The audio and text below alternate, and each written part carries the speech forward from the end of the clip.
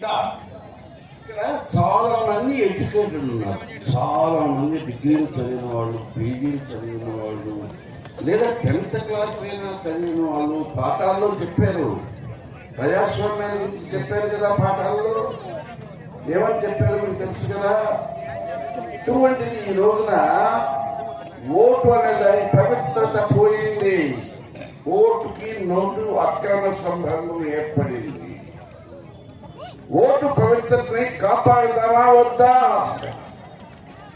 Vote పవిత్ర మనకి వచ్చేటప్పుడు ఇప్పుడు మేము పవిత్రమైన ఓటు వెళ్తుంది చదివా కదా. ఆ పవిత్రత పోయింది. అక్రమ సంబంధం ఉంటే మీకు అర్థమై ఉంటుంది.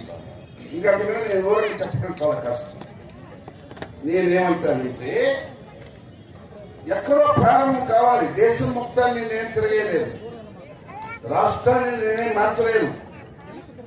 రాష్ట్ర దేశం ఆ ఏడుబడులు ఆ పార్టీలు అయిపోయింది. నెక్స్ట్ స్థానిక సంస్థల్లో అయినా సరే దయచేసి మనమంతా ఓట్ ఎగరెస్ట్ నోట్ అనే దాని మీద స్లోగన్ మీద మనమంతా ఉద్యమం లాగా టేకప్ చేద్దాం, ఒక ఉద్యమం చేద్దాం. నోటు తీసుకోకుండా మంచి నాయకులు ఎన్నుకుందాం.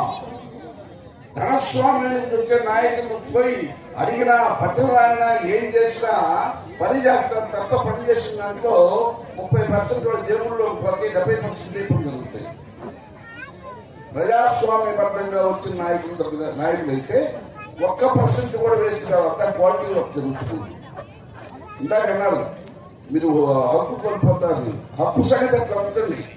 మిమ్మల్ని మీరు అమ్ముకుంటున్నారు, అది తెలుసుకోండి. మీరు మిమ్మల్ని మీరు అమ్ముకుంటున్నారు. ఇంకేమిటి మీరు ఇండియన్స్ కాదు, అమ్ముడిపోయిందా మాట్లాడే హక్కు కూడా ఉండదు. అందుకని దయచేసి మిమ్మల్ని మీరు మీ స్వతంత్రత కాపాడుకోండి. మిమ్మల్ని అమ్ముకోవద్దు. దయచేసి ఓటును నమ్ముకోండి. ఓటుని నమ్ముకోండి తప్ప అమ్ముకోవద్దు. దయచేసి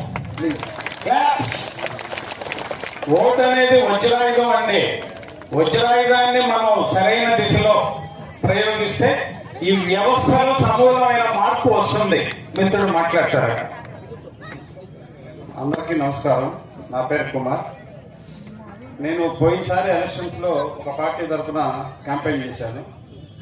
ఈ క్యాంపెయిన్ చేసినప్పుడు గమనించినటువంటి విషయాలు ఏంటంటే ఈ ఓటుకు నోటు అనే దాంట్లో ఎక్కువ మంది పేదవాళ్ళు లేదా కొంచెం ఇంకా దిగజారిన వ్యవస్థలో ఉన్నటువంటి వాళ్ళు ఎక్కువ మంది దానికి